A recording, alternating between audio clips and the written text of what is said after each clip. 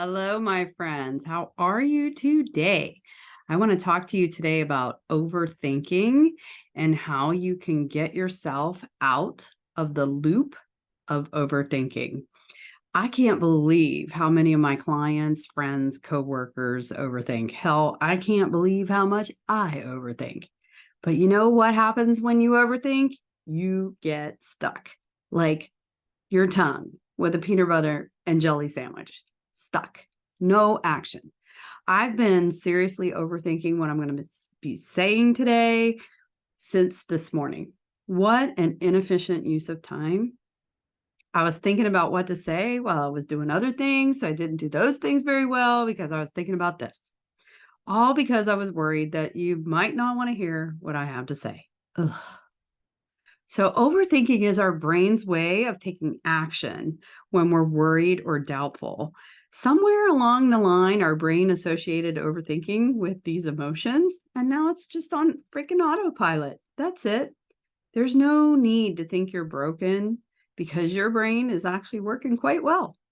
So, the problem with overthinking is that it uses up a lot of time, which is so inefficient, and it keeps you from doing other things and prevents you from taking the uncomfortable action that will actually solve what you're worried about.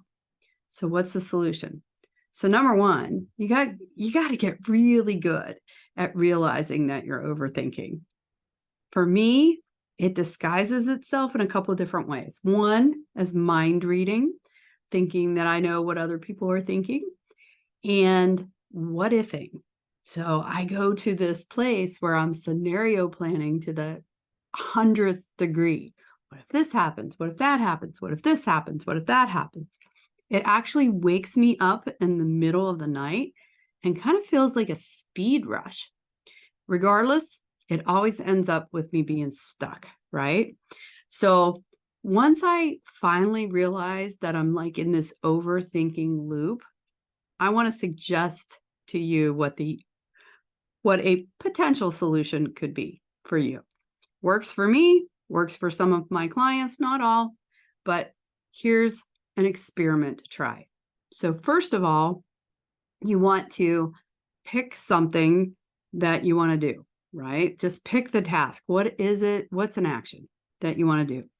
And then you want to break it down into 15-minute chunks. And I call those micro tasks. So what you want to do is just write out on sticky notes or whatever on a list. It doesn't matter. Write them out 15 minutes. And then I want you to think about how you can gamify those tasks. And what I mean by gamify is think back to when you were a kid. What was your favorite game? And what was it about that game that you loved? And this is going to sound crazy, but my favorite game was Perfection. Okay. And that was the game where you had to push down the thing and then you had to put all the little pieces in there.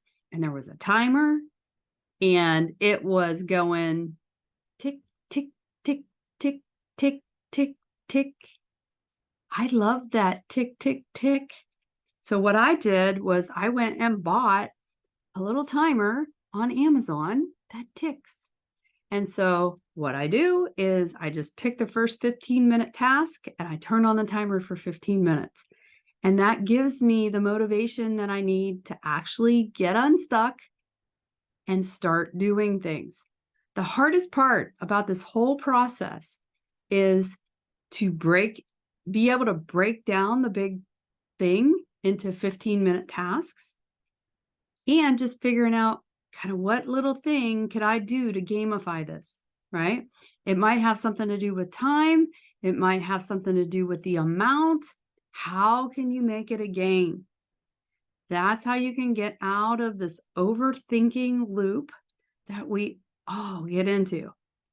So, my friends, the next time you find yourself spinning in your head, stop, calm down, break your things up into 15-minute tasks, and then figure out how to make doing those 15-minute tasks fun.